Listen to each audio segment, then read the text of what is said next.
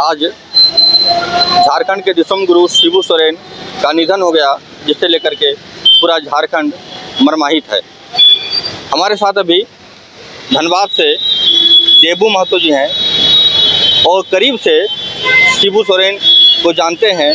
आइए इनसे जानते हैं कि शिबू सोरेन का जो सफ़र रहा धनबाद से खास करके कैसा रहा। धनबाद से खास करके गुरु जी शिबू सोरेन का सफ़र कैसा रहा? देखिए, धनबाद कोयलांचल ही नहीं, पूरे झारखंड में एक एक घर, एक एक दीवार, एक एक ईंटा, एक एक खपड़ा, एक एक मकान, एक एक पत्ते तक गुरु जी को पहचानते हैं और उनके संघर्षों में एक एक गांव के लोग उनके साथ रहे हैं, सुख दुख में साथ रहे हैं। कई बार राजनीति में उतार चढ़ाव देखने को मिला। प्रधानमंत्री से भी आदेश आई थी कि शिबू सोरेन को जहाँ देखोगे वहीं पर गोली मार देना है। इस तरह की कई बार हम लोगों ने देखा है, लेकिन गुरु जी के संघर्ष, आम जनता के प्यार ने उसको गुरु जी तक बना डाला और अंततः गुरु जी लोकसभा, विधानसभा, मुख्यमंत्री, कोयला मंत्री इत्यादि पदों से भी भारत सरकार ने उन्हें नवाजा। हमारा ये कहना है स्पष्ट कि मैं मैट्रिक पास किया था, लगभग 1992 की घटना है।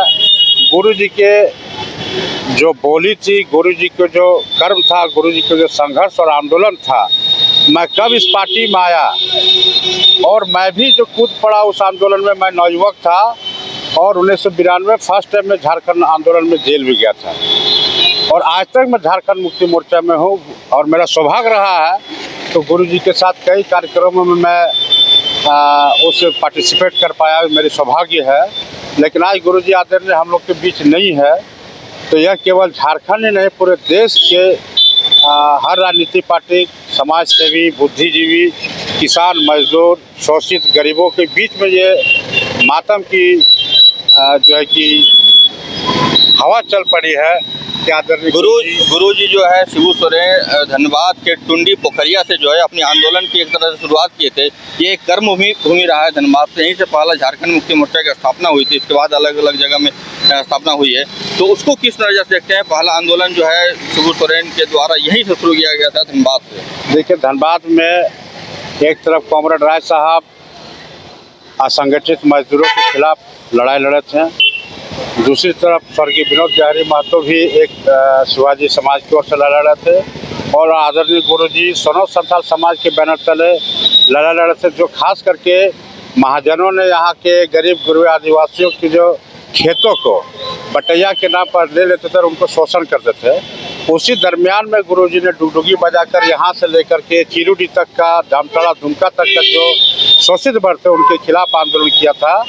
तो उसमें आंदोलन के दरमियान में भी कई बातें आई, सही गलत का भी उस टाइम लोगों ने देखने का प्रयास किया कि बहुत लोग हैं कि आपसे ईर्ष्या है तो आपका भी धान कटवा देना है। ऐसे परिस्थिति में गुरु जी ने अपना एक अदालत भी चलाया करते थे पोखरिया आश्रम में और वहाँ पर धान कटैया करके वहीं से सबको आंदोलन का बिगुल फेंकते थे। उस अदालत में हजारीबाग, गिरिडीह, बोकारो, धनबाद से लेकर संथाल परगना के लोगों का उसमें अदालत में न्याय मिला। महाजनी प्रथा के खिलाफ भी उनका लड़ाई रहा था। महाजनी प्रथा का ही मैं बात कर रहा हूँ, क्योंकि महाजन को जो भगाना था, उसके बाद कई आंदोलन में महाजन जो है कि बिल्कुल गरीब बन गए।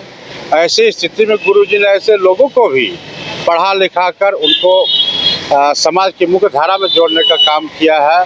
आपने देखा होगा धनबाद के ही एक हमारे अगुआ साथी जो सुप्रीम कोर्ट में लॉयर है, उनके साथ भी कुछ ऐसा ही घटना घटी थी, जिनको गुरु जी ने अपना बेटा मानते हुए और दिल्ली यूनिवर्सिटी में और कहाँ पढ़वा के सुप्रीम कोर्ट का उनको लॉयर तक बनवा दिया। आदरणीय गुरु जी आज नहीं है, बातें बहुत लंबी, इनकी कार्य जो है बहुत लंबी है। यहाँ के नौजवान किसानों को, यहाँ के शोषित वर्गों को उन्होंने जो सेवा दिया, उन्होंने जो संघर्ष दिखाया, उन्होंने जो मार्ग दिखाया है, हमारे दिल में वो बसे थे और हमेशा बसे रहेंगे। उनको कोटि कोटि श्रद्धांजलि। झारखंड के लोगों के दिल में रहेंगे शिबू सोरेन हमेशा। वो उनकी जो कार्य थी, उनकी जो आवाज़ थी, उनकी जो संघर्ष है, वो हमारे दिल में रहेंगे। झारखंड के एक एक नौजवान के दिलों में उनका धड़कता रहेगा, यही उनका श्रद्धांजलि। जय झारखंड। ये हमारे साथ है देबू महतो जी, जिन्होंने कहा कि हम झारखंड आंदोलन में भी रहे हैं और शिबू सोरेन का जो है पूरा आशीर्वाद रहा और यहाँ जब भी आते थे तो देबू जी आप मिलते भी थे उनसे जाके। तो निश्चित बात जिस तरह से शिबू सोरेन का झारखंड अलग राज्य के लिए आंदोलन था या महाजनी प्रथा के खिलाफ जो आंदोलन था, ये काफ़ी रंग लाया और आज जो है अलग राज्य भी बना, उन्हीं के संघर्ष को लेकर अलग राज्य भी बना। सहयोगी विपिन के साथ अनिल पांडे, न्यूज़ 22 को धन्यवाद। शहर की भीड़ से बोर हो गए हो? तो चलिए आज नए वाइब में आपको लेके चलते हैं, जिसका नाम है वैदिक विलेज। एम्स पटना से 10 मिनट की दूरी पर नौबतपुर में स्थित ये सोसाइटी सिर्फ आपके लिए है। यहाँ पे मेन रोड 30 फीट की है, रिंग रोड 24 फीट की है और ब्रांच रोड 20 फीट की है।